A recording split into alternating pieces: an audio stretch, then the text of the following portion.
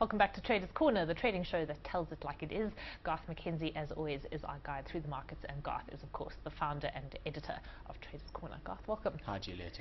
Garth, let's start off today with Naspers, which has been one of the longest running trades, in fact, the longest running trade for the Traders Corner portfolio over the year. It seems now you finally cut out of it.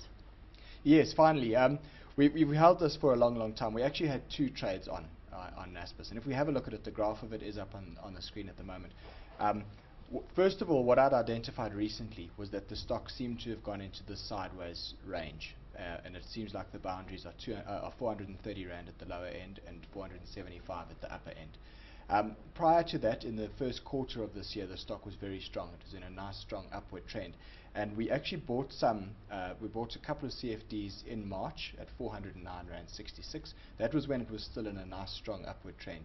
Now it appears to have gone into this sideways sort of consolidation type trading action, which Naspers is famous for doing. It does this. It can go sideways for a year, 18 months at a time sometimes, and then it takes a leg up and goes sideways again. So I suspect maybe that we've seen most of the strength that we're going to see in the share price for the time being, and we might have now gone into one of these sideways range trading type of environments once again.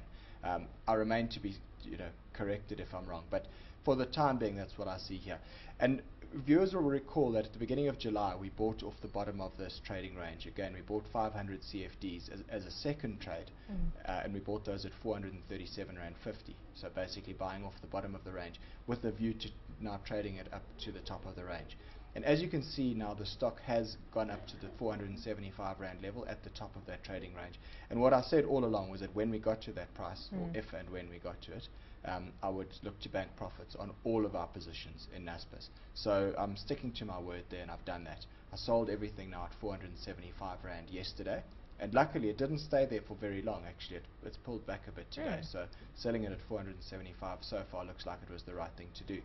And what's really nice there is we've made a nice handsome profit on all of these trades, a total of just over 25,000 Rand that we've made on these Naspers trades now. Very handsome profit. Garth, could you conceivably go back in there if it had to fall back down to the bottom of that trading range, if it is a fairly established position? And previous shows, when we've discussed Naspers, you have brought up those graphs that do show this fairly consistent consolidation pattern. Is it something that you might revisit it at some stage? Yeah, if we saw a move back down to the bottom of that trading range, I'd certainly look at buying back into it. I mean, that's a very nice tradable range. It's, 45 Rand between the low and the high of that trading range. So basically it's about 10%. It's a very nice tradable range. So if it did get down back to those lower levels, I would look to get back in for sure. Okay, so not too shabby a profit made there, 25,000 Rand. That takes us to this week's trade, which is Coronation. It's not a share that I think you've traded for the portfolio before. It's not a share that we've traded on this show before, no. Often, Coronation it's reasonably liquid, but it's not always that liquid, and I think that's possibly been one of the reasons why I've steered clear of it. But it's actually been a very strong performer for many years recently. And if you look at it, the graph of it is on the screen at the moment. For 2012 year to date, it's been a bit of a messy range, but it's kind of been consolidating sideways. We saw a bit of weakness during May, and it's been moving up again now since June.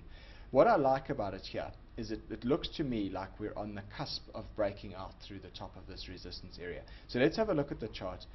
First of all, we've got that uptrend which goes back to the beginning of June, and you can see that every time the stock has pulled back to that trend line, it has found some support, and it's moved up off of that trend line.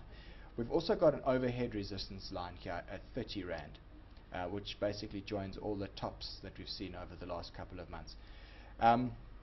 What also is interesting here is that I see a bull flag over there, which is identified by those two parallel lines.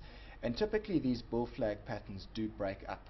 And that's what we've seen here. We have seen it actually breaking out the top of that bull flag pattern. But the next thing that I'm expecting it to do is actually to take out the top of that trading range at 30 Rand. And it has actually been very strong today. What I also want to point out here is that we've got what is called an ascending triangle in addition to the bull flag that I've just spoken about. We've also got this ascending triangle, and I just want to explain this. I mean, you can see what happens here is each time we've had a higher low, and the stock goes up to the top of that triangle, then it makes another higher low, goes back to the top of the triangle. And what this is actually doing, if you look at that, the dynamics here between buyers and sellers are that by and large the buyers are actually stronger, because every time the share price goes down, the buyers are strong enough to lift the share price off to buy it up and make a higher low. Alright, and yet you've got a flat top on that triangle structure. Now invariably these things break out to the upside, these ascending triangles, and the reason being exactly what I've explained now. If you take the tussle between buyers and sellers, the buyers by and large are stronger than the sellers in this case, and when that thing resolves itself, which it's going to happen very soon, it's most likely to resolve itself out the top of the pattern and out through that 30 Rand resistance level. Have you actually enacted a trade for Coronation? Because, yes. Okay, and on that point, you often wait for the break to occur before you buy in. Yeah. So have you bought before the break in the expectation of this break taking place? Yeah, I have. I've bought this morning for our portfolio, and I bought them at 29.60 Rand. This was published on the Traders Corner website this morning for subscribers, and I also sent it out in a tweet to earlier this morning to display the analysis that I was going to be talking about on the show today, and saying that I like the stock at around about the 29.50, 29.60 sort of area. But I think the question you're asking me is that I've bought it before the breakout, and is that not maybe a little bit dangerous to do? And I take the point, it probably is. But what my thinking here was that because the liquidity of the stock can sometimes be a little bit thin, I felt I'd far rather get on board this trade before it breaks out, because once it's broken through that resistance level, it could be quite violent, potentially, and then you might find that there's not a hell of a lot of liquidity to get involved, and you end up chasing it. Yeah, so it sort of bounds away from you, and I know that risk to reward ratio is important. You want to talk about a trade being a high probability one, and presumably after the breaks happened in a liquid share, that margin isn't as great as it would have been before. Yeah, the probability is good, but the risk to reward ratio then gets skewed because you're now chasing the share, and your risk to reward ratio is therefore not as good. So I like to buy it when it's in the consolidation like it has been here.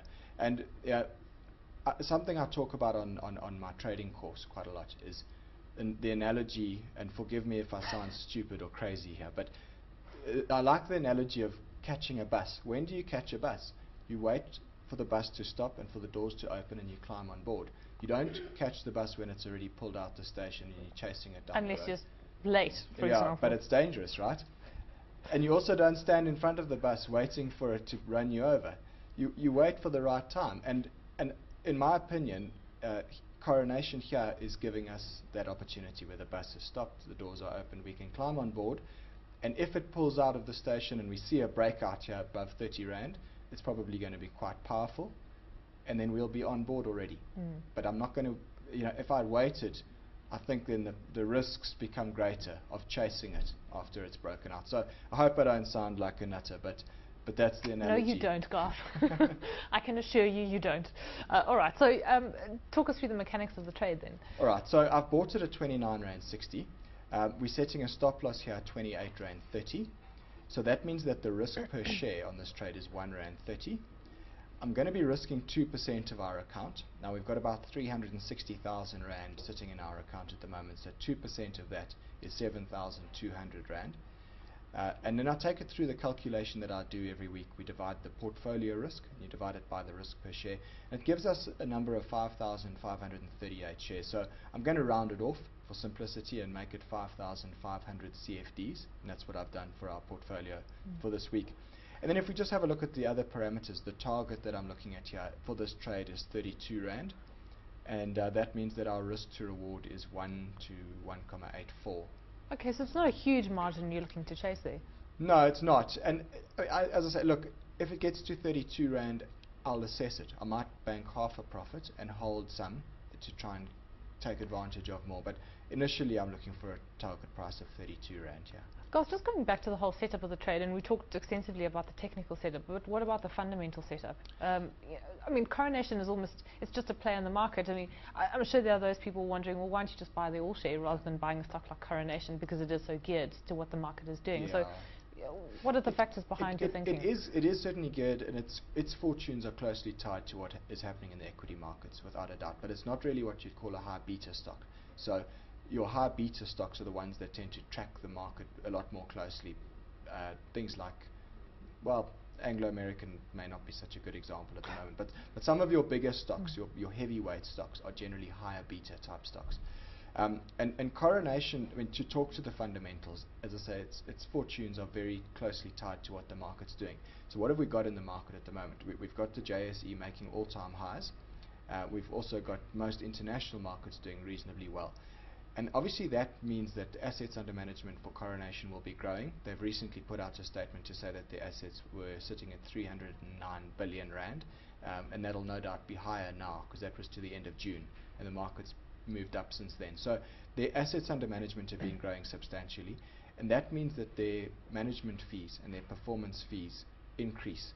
So fundamentally it makes sense that this stock probably should break out and break higher, given where the market is at the moment from a fundamental perspective. So the fundamentals seem to match the technicals quite nicely here. Although I have to say on that point, they might be getting more management fees, but performance fees will only know depending on the performance of their various funds, Sure. because and that will only be released when they come out with their next set of results. Yep, exactly. So that does remain to be seen. But by and large, I think it's safe to say that their fortunes are fairly closely tied to the level of the market. Okay.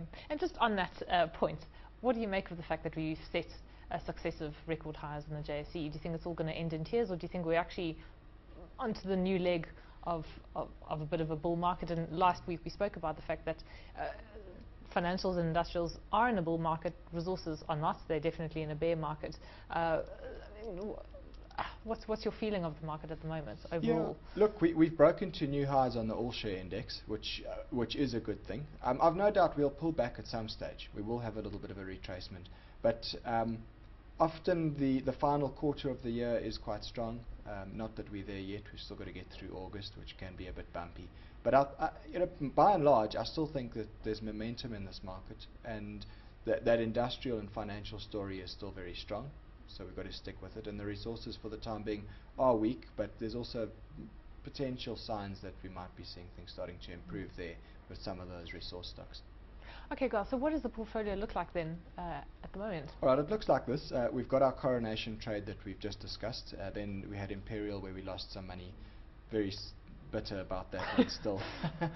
And then we've got our Naspers, the two Naspers trades, where we've made nice money on those. So all in all, the portfolio is sitting just under 360,000 Rand, so it's up almost 44% for the year to date. Fantastic performance. Actually, just one last point on Naspers. I asked you about whether or not you would buy into the bottom of this trading range. Would you similarly short the top of it?